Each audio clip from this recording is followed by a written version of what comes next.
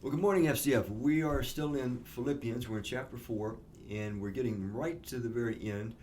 We'll start in chapter 4, verse 10 and 11. Now, in the previous verses, Paul had been talking about sharing some of the ways that he had learned from God how to cope with anxiety and internal turmoil and those kinds of things. And we have to always remind ourselves when he wrote this book, he's shackled periodically to Praetorian Guard, and he's uncertain of his destiny. Chapter 1, he says, I don't really know if I'm going to be released or if I'll be executed. Now, he says he thinks he'll be released because he feels like God's still has a role for him to play, but he doesn't know. So we have to kind of remind ourselves, what would I feel like in a circumstance like that? I'm a man that wants to travel and wants to reach as many people as I can for Christ. Suddenly, my travel is restricted, and this goes on for over 2 years. I'm chained periodically, like a prisoner, and I've done nothing. And I don't know what my fate is going to be. I may be executed, even though I haven't done anything. So all that is a backdrop. So we'll pick up chapter 4. He's talked about how he maintains peace inwardly in chapter 4, verses 6 through 9, verse 10. He's now talking very personally to the Philippians. I rejoice greatly in the Lord that at last you have renewed your concern for me. Indeed, you have been concerned, but you had no opportunity to show it. And then verse 11, he introduces a subject that we'll continue tomorrow. He says, I am not saying this because I'm in need, for I have learned to be content whatever the circumstances. What an incredible thing to say. Remember, he's incarcerated. He doesn't know if he's going to live or die. He's a man that wants to be sharing the gospel far and wide. So there would be a lot of reason to be discontent, but he says, I've learned. It's a progression there. It's a process. He says, I've learned to be content. And it doesn't mean that he's happy-go-lucky with the way things are going in this society, but he's saying that as a servant of God, I've learned that in this life, on mission, things are not always the way we would want them to be. Well, let's pick up his first thing where he says, I rejoice that your concern for me, I rejoice greatly in the Lord. He says that you have renewed your concern for me. Not that you haven't been concerned, but you didn't have opportunity to show it. So he's talking about the Philippians sending him aid. In chapter 1, verse 5, he says that the Philippians were the first ones to partner with him in the gospel. We'll read later on that when he was in Thessalonica, the Philippians sent financial, physical aid to him again and again so that he would be free to preach the message of Christ to them. And so that's what he's talking about.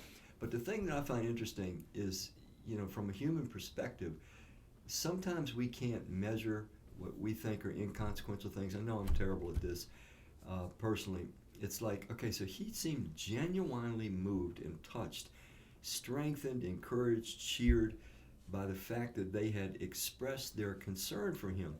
Now, he knows their concern. He says, it's not that you weren't always concerned, but now you have an opportunity, and it was just by, bringing some supplies and what have you, some financial supplies, whatever it might have been. But he seems genuinely touched. This is a guy that could easily have been discouraged, depressed. He could have been wondering what's going on. Why is God leaving me here? We never see any of that in Paul.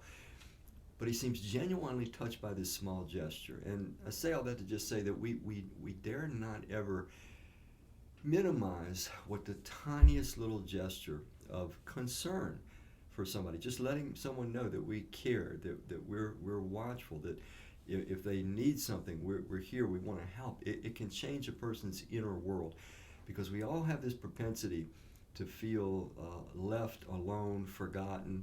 And of course, I think the dark forces, they get into our heads and they want to really bring us down with thoughts like these.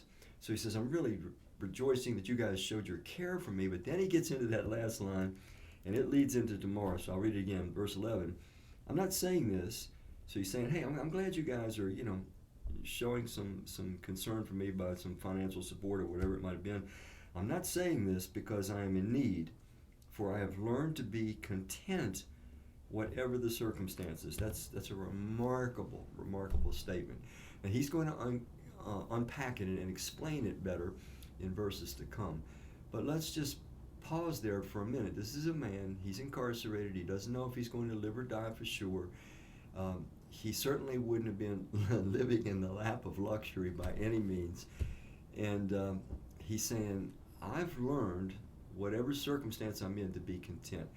So this tells me that when we are united with Christ, there is a power, there's an enablement that we can receive from him, regardless of our circumstances, to learn to be content. This doesn't mean that we would not like to see the circumstance improved. It does mean, though, that we genuinely learn to be content. Let's end right there. What circumstance might some of us have in our life today that if we could blink our eyes, we would definitely change it, if that's all it took?